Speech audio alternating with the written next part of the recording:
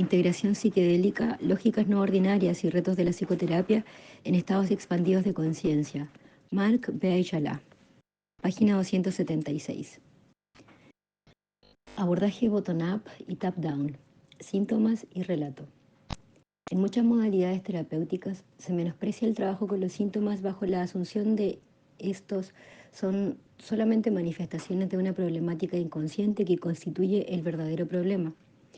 En otras escuelas, el planteamiento es el contrario.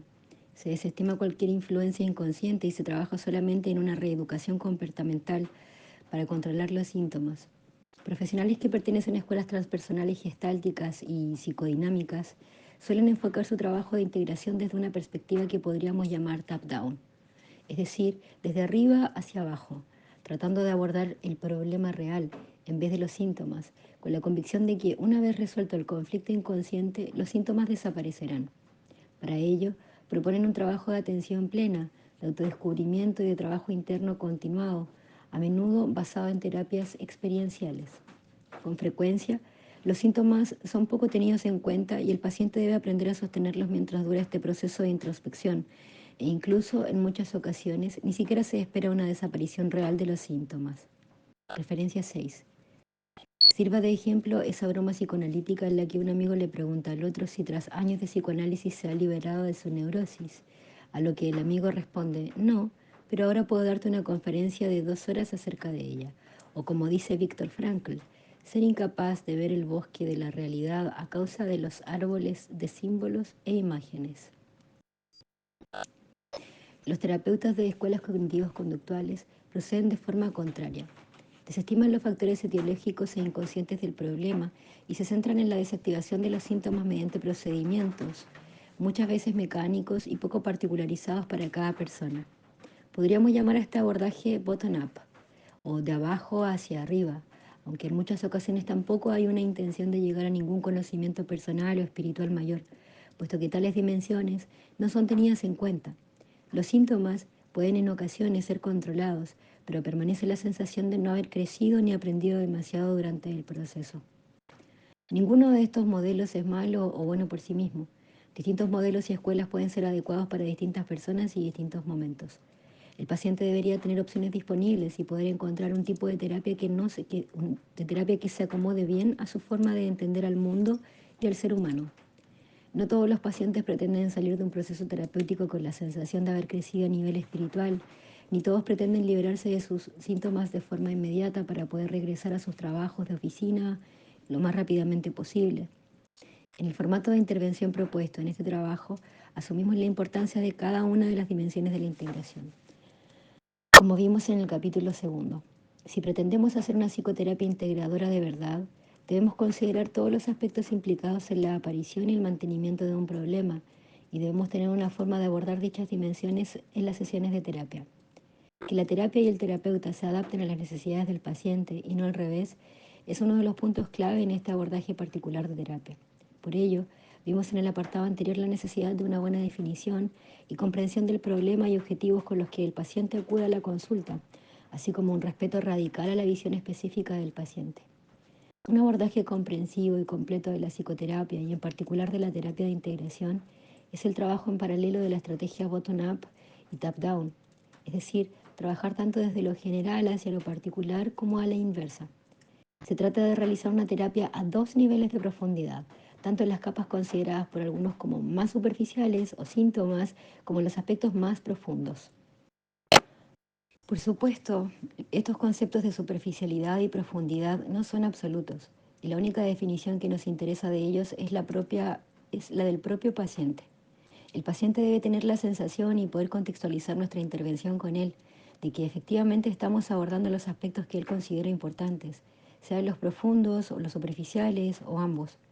La terapia de integración en muchas ocasiones no ocurre ni en el nivel superficial ni en el nivel profundo, asumiendo que exista tal diferencia, sino en la comunicación entre estos dos niveles. Si conseguimos relacionar la sintomatología con los conflictos inconscientes, traumas, valores, experiencias pasadas, estamos realizando una verdadera tarea de integración y sobre todo estamos permitiendo que la persona adquiera mayor control sobre ambas dimensiones, puesto que al influir en una estamos influyendo en la otra. Cuando unimos lo profundo con lo superficial, ambos aspectos se convierten en uno mismo y entonces no importa mucho cuál estemos trabajando. Para conseguir esto, en la mayoría de los casos, especialmente los más graves, como los que describimos en los capítulos acerca de la eliminación de efectos adversos, resulta más sencillo comenzar abordando los síntomas antes que proceder a la elaboración de un relato acerca de lo ocurrido. Cuando los síntomas son muy incapacitantes, resulta difícil construir un relato útil y adaptativo de la experiencia y, por tanto, es más adecuado reducir el sufrimiento sintomático para que la experiencia pueda verse bajo otro prisma y se convierta en una potencial fuente de conocimiento y crecimiento, y no solamente en una experiencia traumática que olvidar. El pensamiento jasídico y ortodoxo se fundamenta en un pasaje de la Torá que dice, Nahase benishma, literalmente haremos y escucharemos. O como se explica en ocasiones, primero la acción, después la comprensión. Para comprender realmente necesitamos una experiencia y para que ella se produzca hace falta la acción. Millor 2019. Como terapeutas de integración, podemos asumir que los síntomas y sus correlatos inconscientes están estrechamente relacionados. Por definición, lo inconsciente es inasible e inaccesible en primera instancia, pero los síntomas están en relación directa con esas dimensiones inconscientes. El gran poeta Leonard Cohen lo dijo en varias ocasiones. There is a crack in everything that is how the light gets in. Los síntomas son esa grieta a través de la cual podemos acceder hacia el interior. Cohen dice en el poema que abre este capítulo, Do not decode these cries of mine, they are the root and not the things. Cohen 2007. La comunicación entre lo consciente y lo inconsciente suele entenderse habitualmente en una única dirección. Esta es desde el inconsciente hacia la conciencia. Parece que solamente el inconsciente puede comunicarse con el consciente y no al revés. Freud llama a los sueños la vía regia del inconsciente y en nuestro contexto podrían serlo las experiencias psicodélicas. No estamos acostumbrados a pensar en la dirección opuesta, es decir, la influencia de lo inconsciente a través de la conciencia. Sin embargo, es una estrategia tan antigua como la propia humanidad. La adivinación, la hipnosis, la psicomagia de Jodorowsky y tantos otros sistemas de curación se basan precisamente en esta influencia inversa, pues parten de actos externos con una alta carga simbólica que son capaces de producir un intenso efecto en el consciente y promover la transformación del individuo. Un ejemplo quizá menos profundo, pero con implicaciones más inmediatas, es el de las alcahuetas que conseguían enamorar a dos personas que anteriormente no habían mostrado interés mutuo. Referencia 7. Hay una grieta en todo, así es como la luz consigue entrar. Referencia 8. No descifres estos gritos míos, son el camino y no la señal. Vuelvo a la lectura. Simplemente introduciendo sugestiones externas como no digas que te lo he dicho y sobre todo que no se note, pero fíjate y verás que la hija del panadero está interesada en ti. Te mira con picardía cuando tú no te das cuenta. Y el mensaje complementario era por supuesto transmitido a la otra parte, creando una dinámica que influía profundamente en la psique de ambas personas. Lo inconsciente a menudo está demasiado escondido, o resulta demasiado doloroso o difícil de experienciar. Es como si se tratara de una sartén ardiente. Los síntomas entonces son el mango de esa sartén, el único recurso visible del que dispone el terapeuta de integración para trabajar sobre el inconsciente. Por eso, para nosotros los terapeutas de integración, los síntomas pueden convertirse en la vía regia hacia el inconsciente. La terapia multinivel consiste entonces en transitar ambas vías regias, desde abajo hacia arriba y desde arriba hacia abajo. La vía regia de las experiencias psicodélicas y la vía regia de las manifestaciones sintomáticas. No apresurarse. Go slow. Este principio está descrito principalmente por Fish, Wickland y Siegel en el 1984 y se ha convertido en uno de los pilares de la intervención terapéutica que describo en estas páginas. La mayoría de las personas que acuden a una sesión de integración tras una experiencia psicodélica lo hacen con una sensación de urgencia y la necesidad de superar la situación problemática cuanto antes. Lo habitual es que hayan intentado un montón de prácticas diversas para sentirse mejor, así como que hayan contactado con varios profesionales, amigos y personas que puedan ofrecerles un consejo. Sin embargo, si contactan con nosotros para psicoterapia de integración, es que esas tentativas de solución no han funcionado y podríamos añadir que más bien están entorpeciendo la resolución natural del problema. Cualquier persona que haya experimentado estados modificados de la conciencia sabe que resulta imposible forzar el ritmo y el desarrollo de la experiencia. Habitualmente las directrices son de dejarse llevar e ir con el flujo de la experiencia, y con mayor o menor éxito conseguimos hacerlo. Sin embargo, tras una experiencia difícil y mal resuelta, seguimos experimentando síntomas. La tendencia, y por muy buenas razones, es querer cambiar el curso del desarrollo de los hechos y liberarse cuanto antes del sufrimiento. Esta oposición tanto a la naturaleza de la experiencia como a su flujo normal no solo impide la resolución, sino que aumentan el conflicto y la angustia percibidas. La prescripción de no apresurarse a arreglar las cosas es paradójica en múltiples sentidos. Por un lado, como terapeutas, queremos efectivamente eliminar el sufrimiento anormal cuanto antes, pero por otro lado, no queremos oponernos al flujo natural de la experiencia. Algunos terapeutas de otras escuelas prescriben también esta misma orientación de ir despacio y respetar el ritmo de los eventos. Sin embargo, lo hacen desde una perspectiva de resignación, como diciéndole al paciente que no hay más remedio que sufrir durante un tiempo indefinido. Nuestra aproximación es distinta. Lo que queremos es promover un contexto en el que la experiencia pueda resolverse lo más rápido posible. Y para ello, lo que tenemos que hacer es, paradójicamente, ir despacio. De forma sugerente, hay que animar al paciente a que vaya despacio, que no busque mejorías rápidas, puesto que la situación parece compleja y si no ha conseguido ya solucionarlo por sus propios medios, es que probablemente nos encontramos delante de un problema complicado. Así que como terapeutas sería pretencioso decir que sabemos qué es lo que tiene que hacer la persona para liberarse del problema de una forma rápida. Por un lado, esto cumple la intención estratégica de que el paciente, al aceptar el hecho de que quizá el sufrimiento se va a prolongar un poco más, baje las defensas, elimine las tentativas de solución disfuncionales, lo que suele tener un efecto inmediato en la ansiedad percibida, y por tanto se permite traer a la conciencia los contenidos que tanta carga emocional tienen y así pueden seguir siendo procesados. Por otro lado, e igualmente importante, este tipo de actitud sin prisas del terapeuta incentiva la reacción del paciente, que se pone activamente a trabajar en una resolución efectiva. De alguna manera, el paciente percibe que el terapeuta no tiene prisa, o que considera que el problema es muy complejo y quizá insoluble en un tiempo breve, por lo que activa una resistencia saludable en el paciente, que de alguna manera se propone demostrarle al terapeuta que efectivamente dispone de recursos y capacidad para superar el problema. Esa es la actitud que queremos despertar en el paciente, que deja de ser paciente y se convierte en un aliado activo del proceso terapéutico. Un ejemplo que contiene diversos elementos y que ilustra algunos de los aspectos de este principio de intervención lo encontramos en una historia de Erickson, Rosa en 2009. Erickson vivía en un pueblecito de medio oeste de los Estados Unidos en el que principalmente habitaban agricultores y ganaderos. Un grupo de hombres estaba tratando de meter a un caballo en su cobertizo, empujándolo y tirando de las riendas hacia dentro del establo. El caballo, sin embargo, se negaba a colaborar, y cuanta más fuerza hacían los hombres para hacerlo entrar, más se resistía el caballo. Erickson lo observaba desde la distancia y cuando los hombres se rindieron, agotados por el esfuerzo, se acercó al caballo lentamente y sin prisas. Entonces le agarró la cola y tiró fuertemente. El caballo dio un respingo y por iniciativa propia entró en el cobertizo. Las prescripciones paradójicas y la percepción de que el terapeuta de algún modo está frenando el avance del proceso terapéutico generan en el paciente un cambio de rol y de actitud. Pasa a ser una víctima a merced de su problema, a buscar sus propios recursos y tener la sensación de que él puede hacerlo mejor. Viktor Frankl empezaba muchos de sus procesos terapéuticos diciéndole al nuevo paciente: entiendo que si usted está aquí es porque tiene un problema grave. Sin embargo, dígame, ¿cómo es que todavía no se ha suicidado?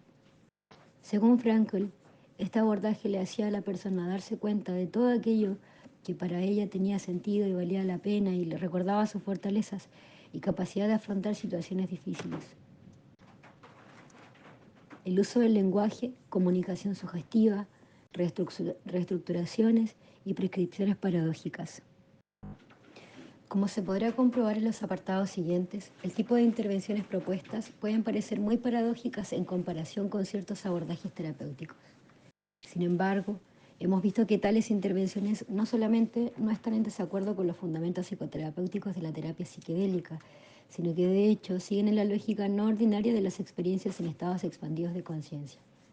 Además forman parte de escuelas terapéuticas reconocidas como la logoterapia, Frankl 1991, la terapia estratégica, Halley 2006, terapia familiar, Múnich 1998, Sayer 2010, la terapia individual de la Escuela de Palo Alto, Watzlawick 1976, Beckland 1984, la hipnoterapia Erickson y Rossi 2001, las escuelas de terapia narrativa de White y Epson, entre otras. Este tipo de intervenciones paradójicas también se encuentran en las prescripciones rituales de chamanes y curanderos, así como en escuelas artísticas modernas como la psicomagia de Jodorowsky, 2004. Este tipo de prescripciones no suponen un reto en cuanto a la complejidad de su ejecución, puesto que en la mayoría de los casos son extremadamente simples y no requieren ninguna habilidad especial. Sin embargo, la dificultad estriba en convencer a la persona para que lleve a cabo tales tareas y ejercicios y juegos. La lógica no ordinaria y paradójica puede intimidar a muchas personas y provocar reticencias a la hora de llevarlas a cabo. Por lo tanto, el terapeuta debería ser cauto y hacer tales prescripciones cuando existe un buen vínculo terapéutico y existe cierta seguridad de que la persona va a escuchar lo que le proponemos con apertura de miras. Además, existen formas diversas de hacer prescripciones, en ocasiones de forma directa, otras de forma indirecta y de manera más o menos paradójica en función del tipo de paciente y su actitud en terapia.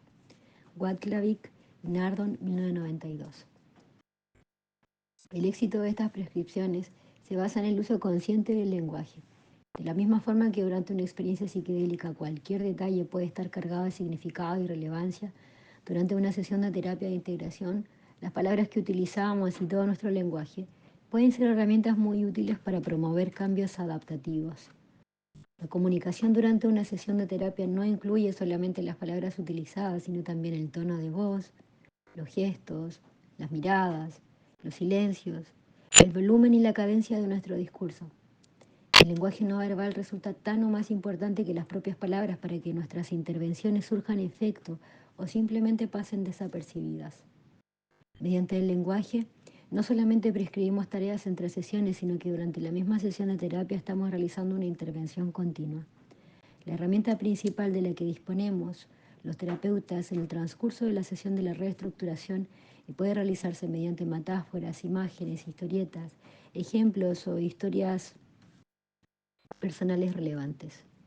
A través de reestructuraciones propuestas mediante un uso del lenguaje consciente e intencional, podemos dar un giro completo a la situación problemática que abre nuestras posibilidades de solución hasta el momento no contempladas. En muchas ocasiones, los pacientes recuerdan ciertos momentos de la terapia como puntos cruciales. Suelen recordar las palabras exactas que dijo el terapeuta y reflexionan acerca de ellas. Las maduran y les dan su propia interpretación y lectura incluso meses después de terminar el proceso terapéutico. Estas situaciones son ejemplos del poder de las reestructuraciones exitosas, que por sí mismas tienen la capacidad de resolver de una forma simple y elegante un problema complejo. Referencia 9. La reestructuración es quizá la principal intervención en terapia. Watzlawick la describe como cambiar el propio marco conceptual o emocional, en el cual se experimenta una situación y situarla dentro de otra estructura que aborde los hechos correspondientes a la misma situación concreta igualmente o incluso mejor, cambiando así por completo el sentido de los mismos. Watzlawick, 1976. Para una mayor comprensión acerca del uso del lenguaje, se pueden consultar especialmente las obras de Watzlawick, Wickland y Fish, 1976. Watzlawick, Babin y Jackson, 1981. Watzlawick, 2002. Jodorowsky, 2004. Bandler y Grinder, 1980. De Sasser, 2010. Erickson, 2001. Y Rosen, 2009, entre muchas otras, que son la fuente de los principios en que es basados. Hacer terapia de la forma en que se describe en las secciones siguientes puede parecer mecánico e incluso superficial. Sin embargo, la descripción de las intervenciones propuestas no puede contener los matices lingüísticos que ocurren durante las sesiones, ni las reestructuraciones que se producen de forma continua durante la terapia, utilizando un lenguaje metafórico y sugerente.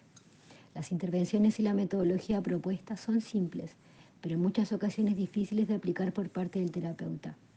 De la misma forma, Puede resultar difícil convencer al paciente de que lleve a cabo determinadas prescripciones si no utilizamos el lenguaje adecuado. Este libro no puede transmitir las sutilezas que se dan en las sesiones ni la viveza de los momentos mágicos de la terapia. La psicoterapia, bajo este enfoque, se convierte en un telar en el que el paciente y terapeuta avanzan hacia un objetivo común, tejiendo a través del lenguaje nuevas estructuras y creando experiencias mediante el uso adecuado de las palabras. El terapeuta tiene que mantener la atención constante sobre el paciente y sobre sí mismo, y cada sesión se convierte en un momento único y un evento apasionante. Recuperando las palabras de Freud, las palabras y la magia al inicio eran una misma cosa, e incluso hoy las palabras mantienen mucho de su poder mágico. Freud, en Introducción al Psicoanálisis, 1917. Intervención en los distintos escenarios. En este apartado se describirán las intervenciones que he implementado para los distintos escenarios problemáticos e integración que hemos visto en el capítulo anterior. Estas intervenciones son una síntesis de técnicas terapeutas de distintas escuelas y por lo tanto no son de mi creación. He tratado de dar una orientación al tratamiento en los distintos casos, poniendo de relieve cuáles son los conflictos principales y cómo abordarlos. No he pretendido crear un manual de intervención que deba seguirse a rajatabla, sino ofrecer a los terapeutas una reflexión acerca de los principales problemas presentes y una posible forma de tratarlos que esté acorde con la lógica psiquedélica. Los tratamientos de algunas de estas problemáticas se distribuyen en 3 fases, siguiendo los principios de la escuela de MRI de Palo Alto. He incluido de forma orientativa el número de sesiones de cada fase, aunque por supuesto en los casos reales hay que ser flexible y no resulta tan claro establecer estas diferencias. Sin embargo, esta división teórica puede ayudar al terapeuta a saber en qué momento del proceso se encuentra. La distinción de estas fases no depende del número de sesiones, sino del tipo de intervenciones que se están llevando a cabo en relación al desarrollo del proceso. En la fase 1, pretendemos principalmente establecer una buena relación terapéutica, comprender el problema y definirlo en forma adecuada para poder trazar una estrategia de tratamiento. En esta fase no buscamos en general provocar un cambio sintomático inmediato, aunque pueda suceder, ni ofrecer soluciones o interpretaciones acerca de lo que ocurre. En ocasiones, esta fase se puede realizar en una única sesión, aunque en otros casos puede que necesitemos hasta 3. La fase 2 se caracteriza por intervenciones más directivas que ayudan al paciente a abordar el núcleo del problema y proporcionar una posible resolución, a menudo en forma de una experiencia emocional correctiva. Es decir, que la persona sienta algo distinto de lo que viene ocurriendo hasta ahora. Buscamos inducir situaciones que permitan que se resuelva la experiencia inconclusa y que se provoque un desbloqueo sintomático. La herramienta principal en estos casos son tanto las reestructuraciones como las prescripciones paradójicas. En función del caso, esta fase puede durar entre 2 y 6 sesiones. En la fase 3, si bien la persona ha experimentado una reducción drástica de su sufrimiento, suele existir la sensación de inestabilidad y de temor de volver atrás y de que el problema se presente de nuevo. El objetivo de esta fase es, por tanto, la consolidación de nuevos aprendizajes, la integración del proceso terapéutico. Para ello, resulta muy útil utilizar una aproximación centrada en soluciones, de Sasser 2010, así como una prescripción paradójica de recaídas para medir los avances y superar el miedo a estas. El número de sesiones en esta fase es variable, entre 2 y 4. En este punto podemos espaciar progresivamente las frecuencias de las sesiones. He incluido ejemplos de técnicas específicas, así como intervenciones verbales que suelo realizar habitualmente en mi trabajo clínico. De nuevo, no trato de definir de qué forma hay que trabajar, sino ofrecer una visión de cómo enfoco los procesos, cómo reflexiono acerca de lo que está ocurriendo y qué herramientas utilizo para intervenir. Espero que esto pueda servir de inspiración para que cada terapeuta reflexione con mayor profundidad acerca de su aproximación a la integración y sobre el qué y el cómo y el porqué de su forma de proceder. Como decía mi admirado profesor Tony Piera, lo importante es aprender a pensar bien la terapia. Veamos pues las intervenciones para cada caso.